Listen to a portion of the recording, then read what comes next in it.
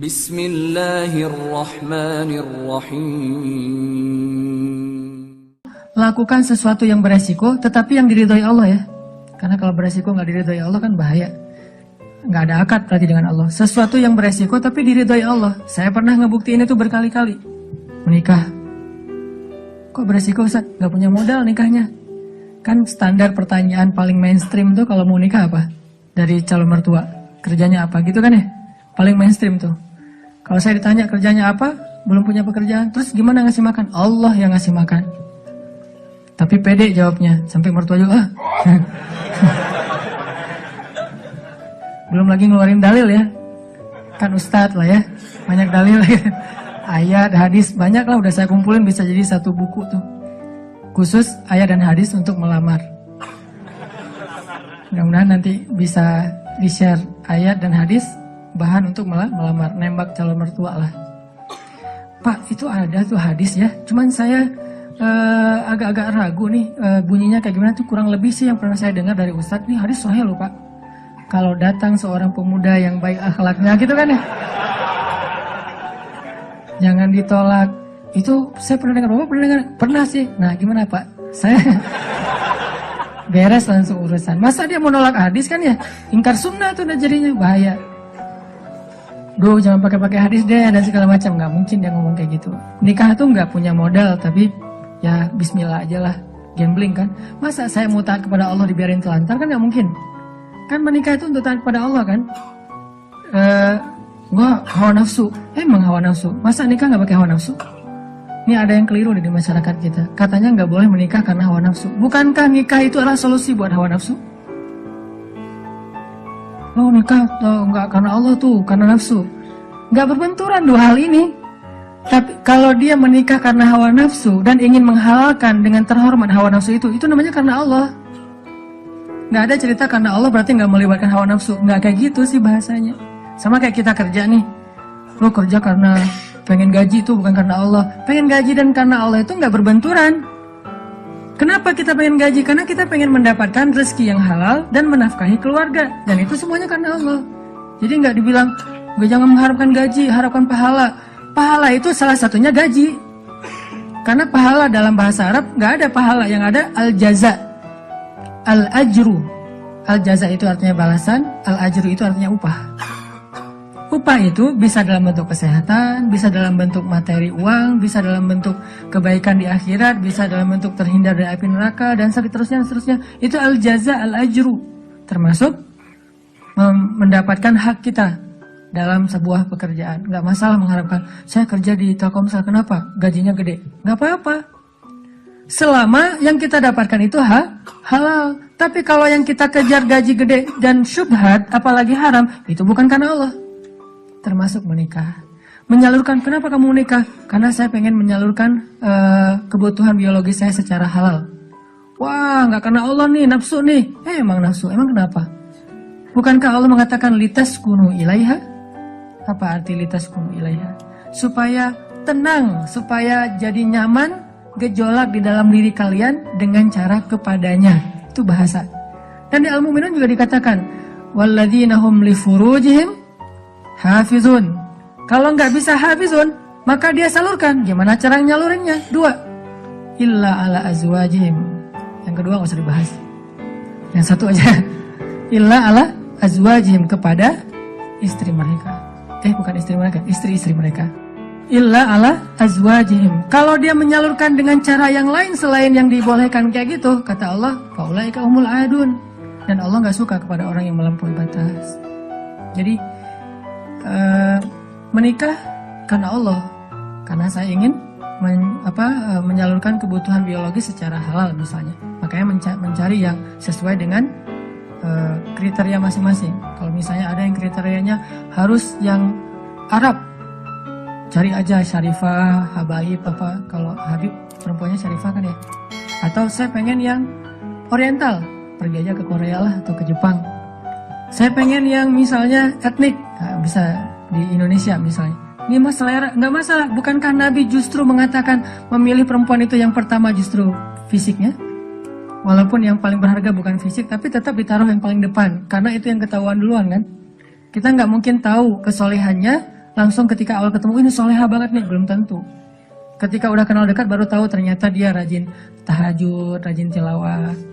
Walaupun kadang-kadang kita ngelihat dia di Instagram postingan terakhir tilawah, alhamdulillah 1 juz hari ini misalnya. Bisa kayak gitu. Tapi rata-rata yang pertama dilihat fisiknya kan ya. Walaupun fisik banyak menipu sih, hasil editan segala macam. Pas ngeliat orangnya, hah? Lebih cantik dari di Instagram sih. Dia salah ngedit. Ini artinya teman-teman, kalau menikah itu karena Allah, kenapa takut? Bukankah Allah sendiri berjanji kalau mereka fuqara, apa arti fuqara? Nggak punya apa-apa. Kalau miskin masih punya apa-apa cuma dikit. Kalau fuqara nggak punya apapun. Allah yang yughniyahumullah, Allah yang akan mencukupkan kebutuhan mereka. Oh, Allah yang cukupin, ya udah selesai. Nikah, datang, yuk nikah yuk. Nggak gitu sih caranya. Terlalu polos kayak gitu mah pasti ditolak lah.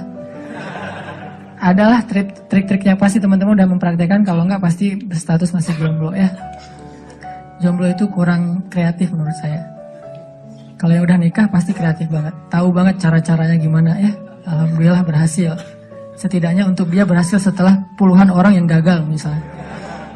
Kalau yang jomblo nih kayaknya harus latihan nih, belajar kepada yang udah nikah, nanti di kantor sambil istirahat sharing deh. Gimana dulu lu nembak calon istri?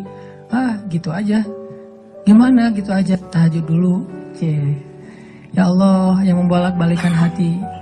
Hati dia memang ada di dalam tubuhnya, tapi pemiliknya bukan dia, tapi engkau ya Allah. Setahu saya nih, dia kayaknya hatinya ke si fulan. Dah saya mah gak bisa kecuali dia. Ya Allah, ya Allah, ya Allah. Akhirnya berhasil. Dan saya ngebuktiin itu banget. Saya sering bilang, saya itu bukan tipe istri saya loh. Sangat bukan tipe istri saya. Ada 4 hal yang pantang buat istri saya. 4-4-nya ada di saya. Subhanallah. Kok bisa berhasil? Ustaz.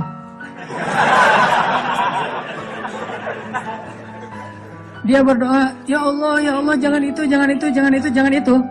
Saya cuma berdoa sekali, ya Allah, please yang itu. Ternyata tiba-tiba ya, kelepek-kelepek gak berhasil dia. Saya tanya, kenapa kamu milih saya?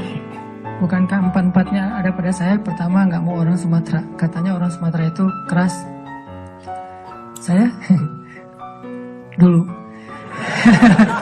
Orang Sumatera itu keras. Orang Aceh, Sumatera, kuliah di Mesir. Nggak Mesir mah, Sumateranya Arab. Kan Arab juga ada Sundanya, ada Jawa ya. Sundanya Arab itu kayak Yaman. Itu Sundanya Arab, lembut-lembut. Sampai Nabi sendiri mengakui kan, orang Yaman itu hatinya lembut. Kalau Jawanya Arab itu yang ulet gitu kerja itu Palestina. Karena Palestina itu terkenal dengan keteguhannya. Tapi kalau Sumateranya Arab, yang ngomongnya keras gitu, belak-belakan, spontannya luar biasa, itu Mesir banget. Di Mesir nggak ada ceritanya kita nunggu Damri, itu nggak ada. Yang ada ngejar Damri. Kita nunggu di halte, Damri ngeliat kita makin iseng tuh, dicepetin. Mahasiswa cepat begitu. Kita lari ngejar.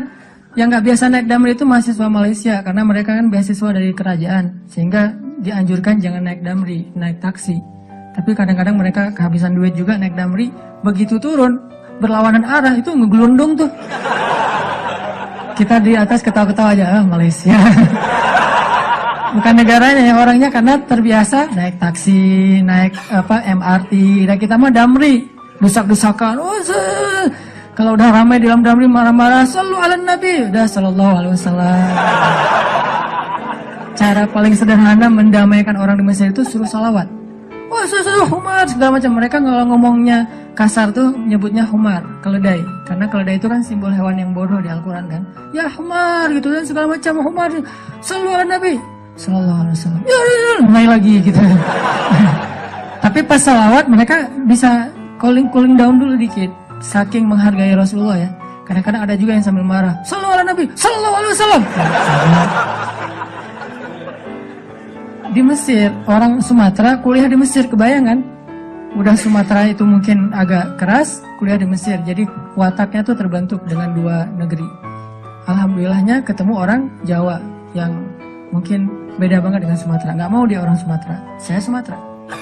Sumatera Aceh pula. Dan Aceh di tempat markasnya gam, Aceh PD. Dan itu kan gam dulu banyak di situ ya. Terus yang kedua nggak mau yang kulitnya dof. Kebanyakan ke pantai misalnya. Saya nyebutnya nggak dop sih, nyebutnya eksotis gitu. Ketiga nggak mau yang berewokan. Nggak usah tanya kenapa. Keempat nggak mau anak pesantren. Ini juga nggak tahu kenapa nih. Empat-empatnya ada di saya nih. Ya Allah, please jangan itu. Ya Allah, saya pengennya itu. Kuat-kuatan doa. Ternyata doa saya lebih diijabah. Tadi kan, Ustaz. Pas ketemu sama dia, kenapa kamu mau sama saya? Padahal empat-empatnya ada di saya. Karena kamu punya yang kelima. Apa? Hati kamu. Nggak gitu sih ngomongnya. Yang jujurnya bukan itu mah versi jaim ya. Kalau versi jujurnya, kenapa? Karena kamu pelet gitu ya. Peletnya pakai apa? Pakai Al-Quran. Begitu ketemu, Bismillahirrahmanirrahim. Ria-ria dikit lah. Tapi ria untuk kebaikan kan, biar dapat seseorang yang sesuai dengan isi hati. Ngeklik langsung, ya Allah, berhasil. Dan setelah itu, biarin Allah aja yang ngatur. Mau kerja apa, mau tinggal di mana. Ternyata alhamdulillah saya ngerasain justru rezeki itu Allah mudahin setelah menikah. Dulu awal-awal saya datang ke Bandung, kita ngontraknya itu di rumah yang tempat pembuangan sampah di Tegalega tuh, di salah satu lapangan di Bandung, di pojok Tegalega itu ada pembuangan sampah. Kita tinggal di situ. Paling murah soalnya di situ. Mulai saya usaha nerjemahin buku, nggak ada yang mau nerbitin. Terjemahannya jelek katanya. Ya udah deh. Mungkin bukan terjemahannya yang jelek. Lihat muka saya dia sebel. Banyak orang yang lihat muka saya tuh sebel. Termasuk tadi calon istri saya pertama ngeliat muka saya, apaan sih nih orang kayak gini banget. Sekarang kok gini banget ya kamu. Tuh, terjemahin buku nggak bisa. Akhirnya saya nulis buku sendiri. Karena nggak bisa nerjemahin, nulis aja sendiri. Capruk aja pokoknya, nulis apa yang bisa ditulis. Ditaruh ke penerbit juga nggak ada yang mau nerbitin. Ada satu-satunya penerbit yang mau nerbitin, katanya royaltinya sedikit banget dan bayarnya setahun sekali. Bayangin, royalti setahun sekali. Sedikit sekali lagi tuh. Akhirnya saya terbitin sendiri. Jadi penerbit, jadi direktur, jadi penulis, jadi kuli. Angkat buku pakai kotak Marlboro, lintasin Jalan Soekarno-Hatta, ngirim ke Sumatera, Kalimantan. Pelan-pelan akhirnya usaha nambah dari penerbitan ke jual pulsa.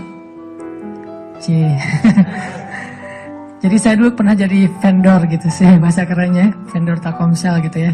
Saya tuh jual pulsa, ada 60 cabang pulsa di Bandung sebelum ada di Alfamart dan Indomaret. 60 cabang pulsa.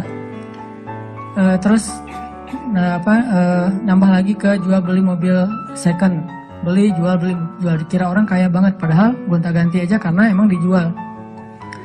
Tapi yang harga murah di bawah 100 juta, bukan yang mobil-mobil mahal. Terus coba-coba di properti. Ternyata Allah mudahin setelah menikah. Karena kenapa? Allah yang janjiin. Allah nggak mungkin ingkar janji. Gambling dikit lah di awal.